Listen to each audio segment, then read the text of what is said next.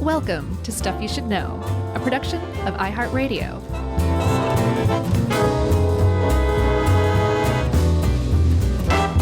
Hey, and welcome to the podcast. I'm Boogie Down Josh, and there's Disco Stew Chuck, and it's just the two of us because Diana Ross Jerry is not here right now. Yeah, this is what I'm surprised we didn't tackle shortly after our disco episode as like a two-parter.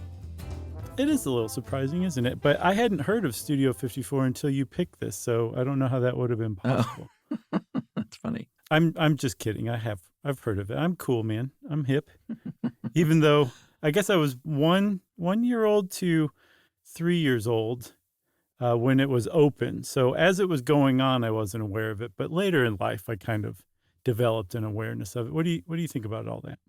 I mean, I would have been 6 years old to 9, so I probably could have gotten into Studio 54. Yeah, I was going to say the same thing. There's some shocking revelations about this stuff that anybody who knows about Studio 54 is probably like, yeah, that's just how it was. And on the outside, it's just nuts. It was just such a they called it like the disco Sodom and Gomorrah. It was just a complete bacchanal of like just drugs and sex and like in the club, and it was just absolutely nuts. But as you read about it, it's just the same themes over and over again. People had sex in the club. Everybody was doing coke in the club.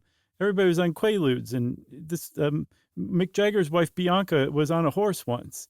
And it just kept getting like, it all just kind of melded together.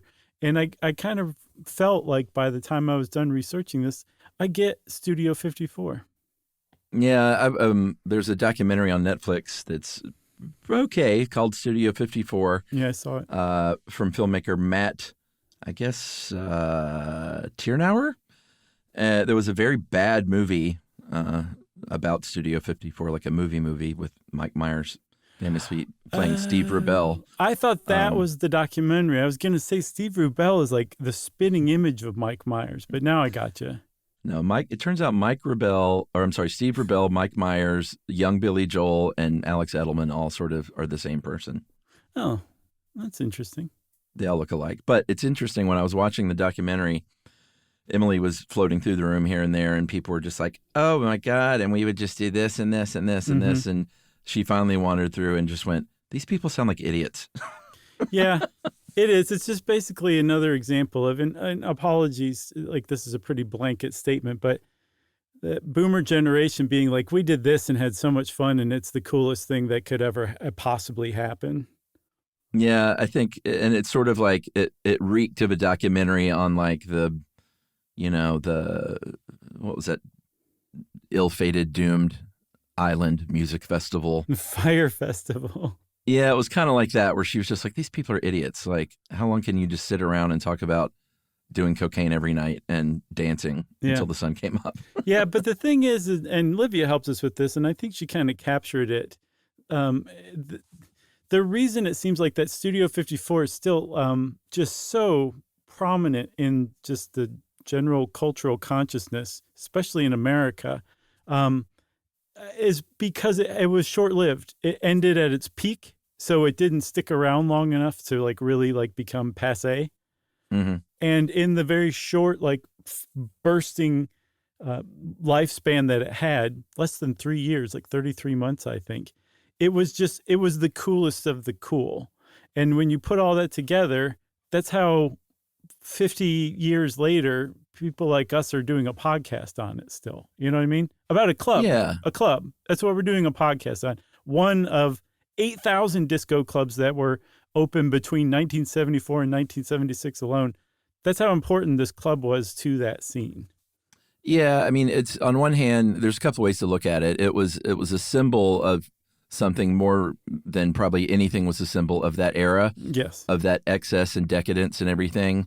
And on one hand, like my brain goes, yeah, but you know what? This is great because it was these nightclubs were havens for minorities and for gay people for that community to get together in a safe place where they could be themselves. Mm-hmm. Because like you literally, like the documentary even says, like if you were a transgender person, you were taking your life in your hands walking down the street some nights. You know, you could get just assaulted you can still get assaulted for that, but especially back then. So part of my brain goes there, and part of it goes to like kind of what Emily said, just like what a vapid material, just sort of scene based on how you looked and who you knew, and part of it was like, oh wow, what a cool time, and then part of me was like, geez, what an awful group of people. Yeah. Yeah. Okay, good. I'm glad that we pretty much arrived at the same place. And also, I find it comforting that I'm following the longstanding trend of agreeing with Emily. Yeah. Well, as we get older, I think I tend to look at things a little more with like an eye like that, rather than just like, yeah, man, what a cool party that was. Exactly. For sure. But let's talk about what a cool party that was. Yeah. I guess we should get to the building first, because it was a historied building. It was located at 254 West 54th Street. It was originally an opera house in the 1920s, and then in the 1940s, kind of through the 50s and into the 60s and 70s, it was a CBS studio. They had $64,000 Question and Captain Kangaroo and What's My Line, Captain and Kangaroo. it was called Studio 52. Weirdly, at the time, It's so square. but they all eventually moved their operations to Los Angeles with the CBS studios there in Central Hollywood, and it sat there empty in 1977. So the guys that noticed that studio was sitting empty, or this large theater, I guess, were two guys named Steve Rubell and Ian Schrager, who were Brooklyn guys from sort of working class to middle class Jewish families who met each other at college at Syracuse. Yeah, apparently they became like friends for life. Ian Schrager said that after they met and became friends, he thinks that he and Steve Rubell spoke every day for the rest of Steve Rubell's life. And Ian Schrager also put it that because they were from Brooklyn, they had something to prove, especially, going to Syracuse with probably some wealthier kids, and then coming from working class families.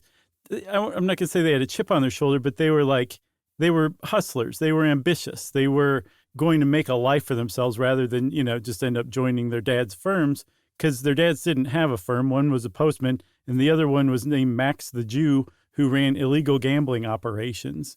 So that kind of drive, and then also just the creativity that those two guys had together, and then also like just the connection that they had. Like this was a genuine partnership that this came out of. It just kind of, I think, inserted a little electricity that otherwise wouldn't have been there. So after they graduated, Ian Schrager went to law school at St. John's and started practicing law in the early 70s. Rubell got into the steakhouse business and was apparently opening steakhouses a little too quickly because he overextended himself. Did you see the one ad for one of his restaurants? No, they were called steak lofts, right? Like loft. Well, this one was at least Steak Loft, make love to your stomach.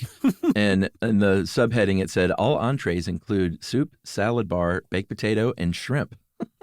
Wow. Not a bad deal. Yeah, no, that is a pretty good deal. I'm kind of hungry for it now. But he had these steakhouses. He got into a little financial trouble, and his old pal stepped in to help keep creditors at bay as his attorney. And then by this point, though, in the early 70s, they were already sort of co-owners in two different discos, one in Queens and one in Boston. Yeah, the one in Queens is the more important one. They actually gave up their share in the one in Boston so that they could get full ownership of the Queens one called Enchanted Garden. And it was kind of like the original template for what would become Studio 54. They would throw like theme parties where everybody would dress up and they would decorate it along with the theme. Like it was way more than just some club. And it's like, look at the mirrors on the wall and the disco ball up there. Like there was theatrics to it too. And so the other big thing that happened at Enchanted Garden is that they met a man named Jack Dushy, or Dushy. Let's go with Dushy. I thought it was Dushay. Is it Dushy? Dushey. Dushy is definitely a pronunciation of that. So you say Dushay, huh? I thought it was, but I actually can't remember now from the documentary that I watched 3 hours ago. Well, let's agree it's definitely not douchey, okay? His name was Jack D., and he owned a store in Brooklyn, I think a discount store, and was fairly wealthy. And he threw either, depending on who you ask, his daughter's bat mitzvah or his son's bar mitzvah at Enchanted Garden. And I guess liked the cut of Steve and Ian's jib and went into business with them as a silent partner. And he gave them the influx of cash that they needed to start Studio 54. Yeah, it was about $500,000. It was kind of a crazy idea at the time, even though discotheques were big. West 54th Street at this time was really, I guess the best way to say it is sleazy. Is it near Times Square? Yeah, I mean, that's all sort of in that theater district. But at the time, it was dirty. It was dangerous. People thought, like, if you're trying to open a high-end discotheque, like, this is not the part of town where you want to be doing that. Oh, but I see. They did it anyway. Wow. Yeah, they formed a company called Broadway Catering Corporation, which will make a little more sense in a little while. And they leased that building at 254 West 54th Street, and they got to work on turning it into a club. They did it in 6 weeks. They went from nothing to ready for people to come in 6 weeks without a construction license, I think.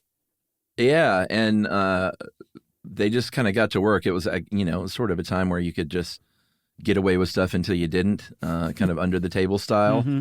And that's what they did. You said they started with nothing, but not quite, because the theater it was an old theater. So they had a stage, and they had a proscenium arch, and they had a lighting rigging system that's big. That was there from the TV days. And because they sort of got not blocked, but their rivals in the other discotheques were basically saying, like, hey, don't go work for these guys. Yeah. If you're a designer or someone who would help them open it. And so they went very smartly to Broadway and got people who worked in the theater to come in. And they were like, this place has got all the bones, and this lighting rig's already set up. Like, this is not going to be too hard. No, they had a lot to work with, in other words. So they hired a guy named Richard Long, who actually was the sole veteran of the club scene of like setting up clubs. He had set up the sound systems for most of the gay discos in New York. So he knew what he was doing. And that certainly came in handy because, I mean, one of the main things of Studio 54 was the music, right? Like, in the dancing to the music. So to have a pro creating the sound system was a big one. And then you also cannot overlook the role that Carmen DeLessio did. She was a PR sorceress, I saw her described as. And her role essentially was to basically go around to New York's glitterati and talk about how awesome this club is going to be. And it worked very well. Yeah, for sure. There were other PR people that worked with them that literally got paid for placing stories in the newspaper. Like, you get $500 if there's a picture of Liza Minnelli and Truman Capote going into Studio 54 in the New York Post, and you get this much if it's in this magazine. Mm-hmm. And that was, it was a pretty smart way to do it. It was incentivizing these PR people to get the biggest stars of the time very publicly through usually the front door, but sometimes they would slip in through the stage door. Right. There was also just a little bit more about the club, right? I see that it had 85-foot ceilings. Is that right? Oh, yeah. It was super, super tall. That's like a 9-story building inside. Yeah. Okay. Well, I just want to make sure because my brain starts to boggle like 30 feet up. Well, I mean, those big old theaters in New York were huge and vast. Yeah. And still are. Okay. So that's what you got to remember is this was a performance theater turned into a nightclub. Right. I got that. I still don't think I've ever been in a theater that was 85 feet up to the ceiling. Maybe. You should go to Carnegie Hall, my friend. I'm a bad judge of height and distance and all that too. But so I guess it makes sense then that it could hold a capacity of 2,000 people because when they ran out of room on the floor, they'd just start stacking them on top of one another. On that 11,000 square foot dance floor. And while there was a scene happening anyway, a lot of it was really about the dancing there. There was a mezzanine lounge on the second story, a second-story bar, and a balcony that kind of looked down upon the whole thing, where you could go up and drink and do mountains of cocaine and have public sex. What? How cool. Are you serious? It all sounds gross to me. I mean, it was gross. At one point, they retrofitted the second floor balcony, like the I guess the whole area around it with like wash off rubber coating. Gross. It is gross. The whole thing's gross. Yes, and it was fairly gross. But I saw it described as this: these people were living in the age after the invention of the pill, before the onset of AIDS. So they could just have public sex and do mounds of cocaine and take tons of Quaaludes with virtually no consequences whatsoever. The good old days. I guess so. You want to take a break? Should we take a break? Oh, yeah. Look at us. Yeah, let's do that. And we'll talk about opening night right after this.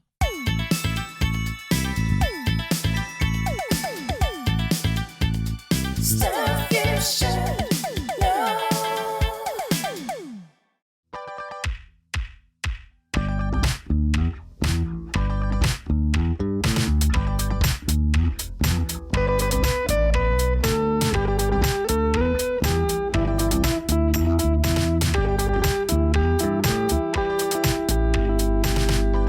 Okay, Chuck, so it's opening night, 6 weeks after they started construction, on Tuesday, April 26, 1977, a.k.a. the most important date in the history of humanity, according to some of the people who were there.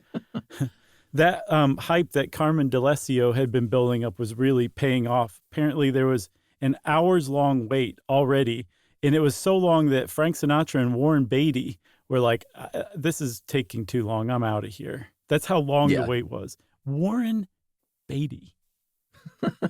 Yeah, they. I mean, the pre-hype was there in full because, because of the PR push for one, right. But also because they were selling memberships before it opened. They had 18,000 people apply to get a membership card. So here's how it worked: if you just showed up and you were lucky enough to get in and had to pay the cover. I think they landed on like $10, even though I saw everything from 7 to 14. Mm-hmm. $10 is around close to $50 today, so it wasn't cheap to get in for a cover charge. Mm-hmm. But if you bought a membership card for between $75 and $150, you were guaranteed, and that's in scare quotes because nothing was really guaranteed as far as entry goes there. Mm-hmm. But you were supposedly guaranteed entry, but you had to pay with a $3 reduction in charge. 18,000 people applied for that card and only 3,000 got it pre-opening. Wow. Pretty nuts. Yeah. So this one of the other legends or stories about opening night is that wait was so long that they just basically broke out into a party on the sidewalk outside of the club. Thanks in large part to a doctor who came by with a bunch of Quaaludes. Apparently Quaaludes went for like 10 cents a pop and everybody had them at all times. And I was looking up what it was like to take ludes, as they were called. And apparently there's not really any drug you can compare it to today. They were their own thing. And they were a sedative, but they also had all sorts of other weird effects. Like I saw it described like you'd sit on a couch and you weren't sitting on the couch. You were melting into the couch. But then at the same time, you were also super randy and it made sex amazing. And you were just relaxed and like ready to go along with whatever. And everybody loved ludes and they were super plentiful. So when this doctor came along and handed out ludes, the pre-party broke out. Yeah, the Quaaludes thing is weird because there were people in the documentary saying like nobody was ever on a downer in that place and it was all uppers. And so I don't know. It's just very strange. Maybe it went well with cocaine and alcohol. I get that impression for sure. All right. So people are showing up. You mentioned Brooke Shields, right? No. Okay. Well, Brooke Shields was there. She was 11 years old. That's my opening joke there.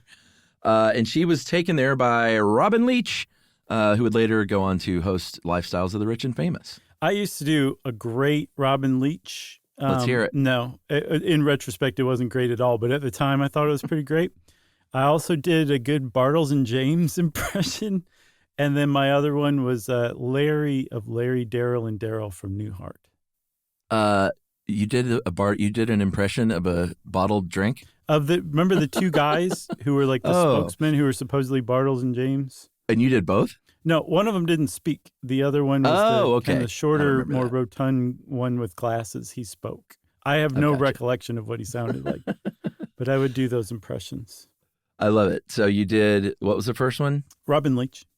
Robin Leech. The last one? Larry of Larry, Daryl, and Daryl from Newhart. And then the actor who played a commercial spokesperson. For Bartles and James. For Bartles and James. Wine coolers. That's pretty good. Yeah. It was of a moment, a specific moment in history. Yeah, really I was doing like into. Wolfman Jack and John Travolta back then, so I was also at the time. I got a John Travolta. You ready? I've heard your Travolta. Let's hear it. Why are you so weird? Yeah, there you go. And it's not actually John Travolta. I'm doing Dana Carey doing John Travolta. Dana Carvey? Dana Carvey. Okay. Let's just or Drew move Carey. on, shall we? All right. So we mentioned that they were called the Broadway Catering Corporation, and that would make sense later. And that moment comes right now, everybody, Nice. because they didn't have a liquor license, permanent liquor license, that is. So every day, if you're like a catering company in New York, or I guess a lot of other towns, you can get a temporary, like 1-day liquor permit to do your catered event. And they did that every single day for a year. Yeah. I guess Pretty smart. based on the name, Broadway Catering Corporation, they'd be like, oh, okay, here's your catering license to go guys are so cater this busy. party at 254 West 54th Street. Yeah, and the fact that they did it every day, whose job was it to go by and get that that permit every single day? That's just so crazy. Then I saw one time, apparently, the whatever agency issued those got wise to it, and they denied them once. So at least one night, there was nothing but fruit juice and sodas, but guests were invited to drink as much of it as they liked for free. Oh, so just mountains of drugs and then fruit juice and soda. Yeah, so it was healthy. All right. The Monday after it opened, I think they were usually closed on Mondays, but they would have special parties on the Mondays, which became a very big thing there, like renting the place out for like a $50,000 to $100,000 party, which at the time is, it's a lot of money now, but back then it was a ton of money. Yeah. But Halston, fashion designer Halston, threw Bianca Jagger a 30th birthday party there the Monday after it first opened, and they were like basically kind of putting it together up until the minute that the doors opened. Is it true that he approached them on the Monday that he wanted the party to be held? That's the legend. I don't know. I didn't verify it. So this was a really important deal. That it was very smart of them to take his money and throw this party. This was the one where Bianca Jagger rode a white horse around, I guess in a circle, essentially in the club. And then I'm sure somebody gave the horse some cocaine and everybody thought it was hilarious. But the reason that this was so important, by the way, was because the coverage of this party it just went everywhere. And this was like where the people who hadn't yet heard of Studio 54 heard of it. So Halston helped put this thing on the map with that party. Yeah, for sure. And just 5, 6, 7 years ago, Bianca Jagger very forcefully wanted to make it clear that she did not ride a horse around Studio 54 because she's a big animal rights activist now. And she really wanted that cleared up. So we would be remiss if we didn't say that that's a folk tale, and that she claims she sat on it for like 2 seconds and then got off of it. And she makes a distinction between that and riding a horse around a nightclub. But there was definitely a horse at her birthday party at Studio 54. Yes, there are photos, and she admits it. So one of the other things, too, is you said like some of these parties would cost $50,000 to $100,000. I saw like even on party nights like that were like reserved private parties, they would often spend tens to up to $100,000 just on like the themes and decorations and stuff, just for a regular night at Studio 54. Like they were just pouring money into this, and they were getting even more out. I would be really interested to know what their return on investment was, because they put so much money into this place, and they seem to have made buckets of it, so much so that, as we'll see, they would keep the cash in garbage bags sometimes around the club. Yeah, I mean, that's not because there was so much of it. It was because they didn't want the bank and the IRS to find out about it. Yeah, but I think if you have enough to fill a garbage bag, by definition, that's a lot, you know? Oh, no. I wasn't saying it was a ton of money. I'm just saying it was all in an effort to obfuscate. But Gotcha. we're spoiling the story. Oh, sorry. So Rebel was the guy who was, I guess, sort of the host of the whole thing. He loved being out there. He loved hobnobbing with people. It was his biggest sort of dream in life to be a part of that crowd. Oh, yeah? Whereas Schrager was kind of like, he was the guy behind the scenes. Seemed like, I mean, they were both smart guys, but he was definitely more of the brains behind the operation that would go there for a little while, then go home to his family. I saw a picture of the two together, and you can definitely tell Rubel's ready to party. He's wearing his famous padded coat, like his kind of down coat that he wore because he could hide tons and tons of coke in it. And then Ian Schrager's dressed like Ron Burgundy. I should say Ron Burgundy dressed like Ian Schrager, I guess, really. But I mean, just that same foggy London town gentleman look with like the blazer and the turtleneck and all that. He looks cool for sure, but he also looks like, I could see him going home early. Yeah, well, and the good thing about the documentary is he's still with us, and it was sort of the first time he had talked much about it, because he's, again, just sort of famously averse to attention, but he's one of the main, interviewees in the doc. So you said that Rubel was the host, so much so that sometimes he would stand out front and say who could come in and who couldn't. And he was doing that because he put it that he was casting a play. So like the characters that he would pick out would all kind of come together and gel in a certain way inside to make the greatest possible party from the greatest mix of people. And one of the really important things about that is you didn't have to be famous to get in to Studio 54. You could just be a cool disco club kid who had a cool look and was clearly a cool kid, and you could get in, like just from being you, essentially, and not having any connections whatsoever.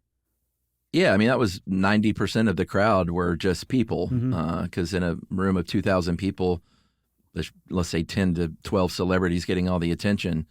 That's a lot of other regular folks out there, but they still had to get in. In order to get in, they had to pass whatever sort of secret test Rebel and the other door people. I think the head doorman's name was Mark Beneke. He was 19 years old, which is crazy. The head doorman, right? Yeah, but he was a good-looking guy, and he had never done anything like that. And they were like, well, you're handsome, so you should be able to judge other people on their looks. Rebel famously said, a year ago, I wouldn't have even let myself in. And this is another one of those things where I'm of two minds. Like, on one hand, he was like, you don't have to have money to get in. You can be gay, straight, black, white, Hispanic. Like, he didn't judge people on that. And so I'm like, oh, that's pretty cool. But he's like, I'm really just judging you on how you look. Yeah. And if you seem to be cool. Yeah. He said that it couldn't be too gay. It couldn't be too straight. It needed to be very, very, very bisexual. So that was a big part of the mix too. But yeah, it was like who would get along with who. And then the doormen kind of developed their own shorthand too. Like if you looked like you were like a midnight cowboy type and you might go beat up some of the gay patrons inside, you weren't getting past the doorman. That was a big one right there. Like you said, it was a safe place for gay and trans people. And that started at the door. And also one of the other things too was Mark Beneke, again, 19 years old, the head doorman, he was the highest paid staff member in part, or I guess entirely, so that he wouldn't take bribes to let people in at the door. Which I'm sure he never did. Well, the thing is I was thinking about that. I'm like, well, yeah, I mean, can't you be like, I love this money and I want some more, so I'm going to take some bribes. But then you think about if he's making enough money that he would not want to lose that job, then it would keep him honest in and of itself, I think, not just like he doesn't need the money. You know what I mean? Yeah. So wait a minute. What was funny about that? Did I just explain the obvious? Is that what I was doing? No, I think it's funny that you sat around and thought about whether or not he would take money or not because he had enough money. Well, I was just looking for any just funny. flaws in that plan, and I actually found it was fairly foolproof. So I appreciated it and wanted to spotlight it here on Stuff You good. Should Know. So Henry Winkler didn't get in. Some of the Kennedy kids didn't get in. There were a lot of people who didn't get in that were even famous because, Henry Winkler's a Fonz, but he wasn't some cool guy in real life. They didn't want him in there. No, he wasn't super cool. Supposedly super nice, but also not super cool. Two other guys didn't get in, Nile Rodgers and Bernard Edwards, who at the time, they were in the group Chic, like Le Freak, Say Chic. And that song in particular was actually inspired by Studio 54, right? Yeah, supposedly when they didn't get in, because Grace Jones did not leave their name on the list, they wrote that song, but it was, instead of "aw, freak out," it was "aw, F off." Right. And then they're like, guys, you can make so much more money with the song if you just change that to Freak. And they're like, oh, okay. So they did. And it became like, I'm sure they played that song inside Studio 54 all the time. Because one of the things that's worth mentioning, too, is as cool as this place was, like you would hear essentially all the same disco hits that you would hear on the radio. It was just, again, an 11,000 square foot dance floor with tons of cocaine on it. Yeah. If they did have some criteria as far as like not necessarily the person at the on the street that they would look in, which one commentator from the time described as it was like the damned looking into paradise, like all these people on the street like trying to look through the blacked out doors when they would open. But they had a list of like, what kinds of designations people had. There were the no goods, which they designated as GN on the sheet instead of NG. They had regular guests who were pay guests who could get in, but they had to pay the whatever, $10. They had the comps list, who were the freebies, and then the NFUs, which were the no F-ups. And by that, they mean like you can't screw this one up. They're very important. You have to get them in and get them straight to Steve Rebell. Yeah. Did you see how or who was on the GN list then? Like, who did you have to tick off, or what did you have to do to have your name like on a list that you were not allowed into Studio 54 no matter what? Like, that wasn't just some schmo. Like, this was somebody who was specifically targeted to not be allowed in. Maybe famous squares or narcs or Henry Winkler. Competition or something. Yeah, I guess Henry Winkler, yeah. So there was also just kind of a general rule, like if somebody showed up looking like Disco Stew or just like a cartoonish version of a cool disco person, they probably weren't going to make it in either. And there was a story where I think Mark Benecki was not going to let this one dude in because he looked exactly like that. And then Steve Rubell was like, no, he can come in. That's Barry Gibb from the Bee Gees. Yeah. Looking the part. They used to say polyester melts under the lights. So Rebell would chide people and say, go home and put on a cotton shirt. And then one guy, and this is from a 1978 New York Times piece, said the doorman told me to go home and read Freud's essay on rejection. Wow. That's pretty great. Yeah. So there was like a lot of desperation to get in. Like you said, the damned looking in on Paradise. Some people were like, I'm not going to be the damned any longer. I'm going to use this gun I have under my coat to make the doorman let me in. I did not see that was successful. I don't see how it would be. It wouldn't be like, oh, you've got a gun on me? Sure, go ahead, go in with your gun. Right. I don't know how that played out, but that's just kind of like the little thumbnail anecdotes that are completely surrounding Studio 54. There were some other ones too, right? Yeah, there were reports of people climbing down ropes from other buildings into the courtyard that had secret maps of the subway system, supposedly, to get them in there. And then, and this is confirmed, there was a gentleman who was dressed in a tuxedo, tried to sneak through an air vent, and was discovered dead. Isn't that nuts? They didn't know that there was somebody in there until they started to smell the decomposition. Yeah. So there's apparently, I didn't see it, a Netflix special on Halston, the designer, who figures big into this. Does a show, yeah. Yeah. And I guess that made it into it too, but they changed the man to a woman for some reason. Yeah. Who played Halston in that? I meant to look that up. Tommy Lee Jones, I think. Oh, wow. Do you want to take a break? Yeah, let's take our second break and we'll be back with Act 3.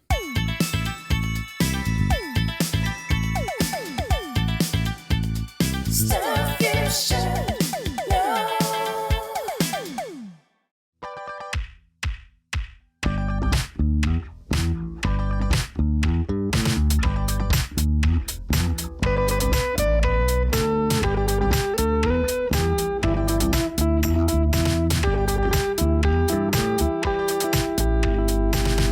All right, so I don't know if we mentioned it. Yeah, I think I did, that it was closed on Monday. It was open Tuesday through Sunday from, they opened at 10 p.m.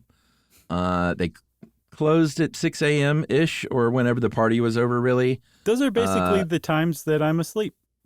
Yeah, 1,000%. Yeah. I mean, I may sleep until 7 here and there. Yeah. But the days of staying out all night are long in my past. Yeah. I'm so Henry Winkler. Yeah. I mean, it was fun a little bit back in the day, but Oh, yeah. can't do that. Like when you didn't feel like just total butt like the next day afterward, you know? So, yeah, it used to be fun for sure. Speaking of total butt, if you want to see a picture of Tennessee Williams looking really out of his mind, there's a fun picture of Tennessee Williams in a Studio 54 couch. Oh, I Kicked want to back. see that. Yeah, he's bloodshot eyes. He looks like he's, been through it.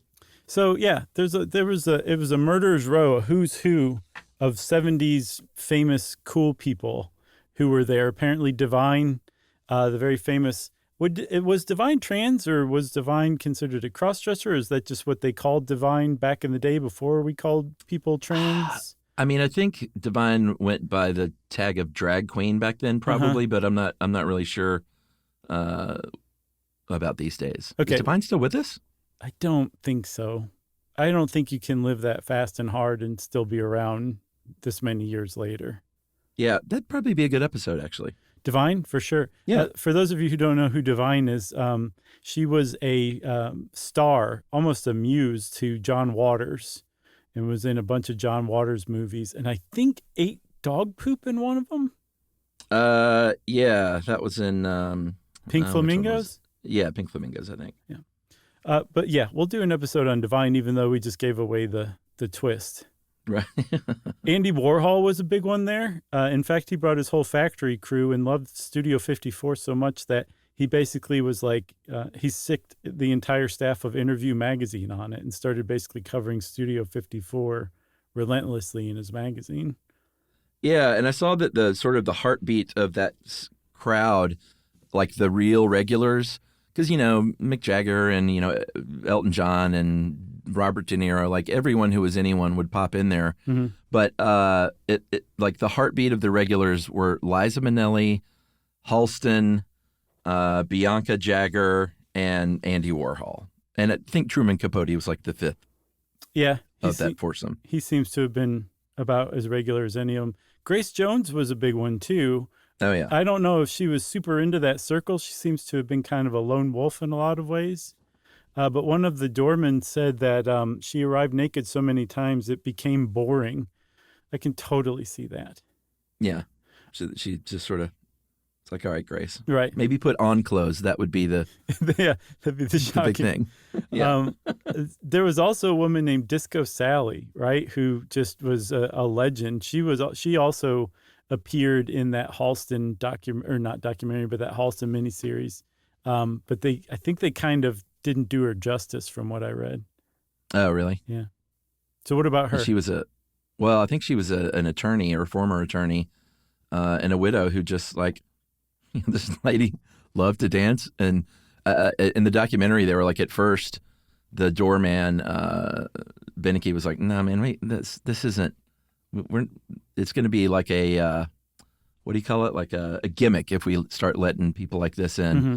And he said Rebel was adamant and just said, no, she's exactly who we want in this place. Yeah, I think we left out a really key thing. She was 77 and looked like 1970s 77. So she looked like 110. She did. And she would dance all night. She was called Disco Sally for a reason. Like she would get there and she would just start dancing for hours. And apparently she would stop to go pee and to do some coke and then would get right back out on the dance floor. And she became actually, from her stint at Studio 54 a fixture on the New York nightlife scene for a long time to come. Yeah, I bet it kept her young and alive and also killed her somehow at the same time. Exactly. Yeah, well put. I guess we could go over some of these parties. We mentioned that they would, throw these huge, huge private parties. And they did everything from throw a country western party for Dolly Parton with more live animals, goats and sheep and pigs and stuff. Yeah, God knows what happened to those sheep.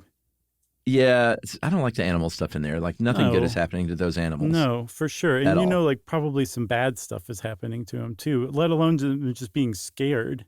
Yeah. Yeah, don't take your goat to a cocaine disco. That's a not just a T-shirt. That's an epitaph.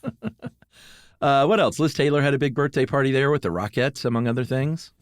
Yep, Valentino did. And then they had like Halloween apparently was like the big night where just if you were a normal person and you had a really great costume, there was a good chance you were going to get in. The better the costume, the better your chances. And like one year they did Hieronymus Bosch theme, which would have just been awesome. And I think that kind of shows like just kind of the coolness of the people involved. Like, they didn't go with something trendy. They went with like a really dark, bizarre, weird like painter. Hieronymus Bosch's stuff is really cool. And I didn't see what all they did with it, but from what I read about it, it seems like it was pretty bizarre. So pretty cool Halloween party, if you ask me. Yeah, New York is always fun at Halloween. I imagine in 1978 and 79, Studio 54, it was crazy. Yeah. You mean I walked all over New York once from basically Wall Street over to Greenpoint and just spent the whole day doing that. And it just had like such a totally different vibe than it normally does. It was cool day. When was this? 2010, maybe something like that. Because she went as a Snuggie, I think.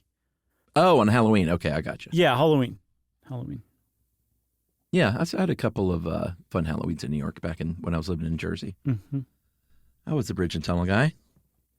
Yeah, that's what they called basically anybody who wasn't famous, right? Well, anybody from New Jersey. Oh, or I guess I gotcha. One of the outer boroughs. I gotcha. Because you came in via Bridge and Tunnel. Oh, I get it now. What about the end? Because again, this thing was like a bright, shining, meteoric star that lasted less than 3 years. And it went down hard, too. Like, it wasn't like this has been fun. Let's shut the thing down. Like, the government came in and said, you're going to shut the thing down, essentially. Yeah, Steve Rebell was very mouthy about how much money they were making. In the paper, he was quoted as saying, only the mafia does better. Not smart to be sure, but at least according to the prosecutor in the documentary who prosecuted the case, was like, it's not because Steve Rebell was mouthy. He said, we had a confidential informant on the inside that told us about the fact that they were skimming 80% of the money. And this guy was like, if they were like, businesses skimmed back then with this kind of business, like skimmed 20% and they would have gotten away with it. He said they got greedy and were literally skimming like 80% off the books and keeping very, very, very detailed records about their skimming. So it was all there, and they had a informant kind of tell them where everything was hidden and where the books were. And I tried to see if I could find anything about like who that might have been, and I came up completely empty. It was Hieronymus Bosch. It might have been. So in 1978, December 1978, the place got raided, apparently with 30 agents. That's a big raid. And I guess as they were searching the place, Schrager showed up, was like, hey, what's going on, everybody? And he was carrying with him their cooked books, or I guess the uncooked books, which is even worse, that in detail, meticulously detailed all the money they were stealing. And one of the other things that it showed is that all the cocaine, because like they weren't selling cocaine necessarily. I'm sure like if you were a nobody who got in, they weren't just giving you free cocaine. You could buy it. But if you were like a celeb or somebody they wanted to keep happy, they gave you as much free cocaine as you possibly wanted. Yeah. And they would expense that. All the cocaine they bought, they expensed it whenever they actually did pay taxes. So all of this was basically being carried in by Schrager. And then as a little cherry on top of the pile, there were 5 ounces of cocaine. So he walks in with 30 IRS agents raiding the place with that on him, and they're like, "Why don't you put that down and come over here?" Yeah, he disputes in the documentary that it was on him. He was like, this was stuff that they collected from around the club, but you know, the prosecutor said that he had it with him. So either way, lots of cocaine, lots of cash, lots of skimming off the top. They would change the cash register tape midway through the night to have another set of books that were on the up and up. But they would eventually hire famous scumbag attorney Roy Cohn to come in and defend them. And he very poorly gave them the advice of like, hey, flip over a bunch of tables and stuff and make it look like worse than it is. And let's get these pictures out there. And that just brought more, you know, disdain and retribution from the state. Yeah, smart. Or the city, I guess. There was one little point that I thought was kind of sad.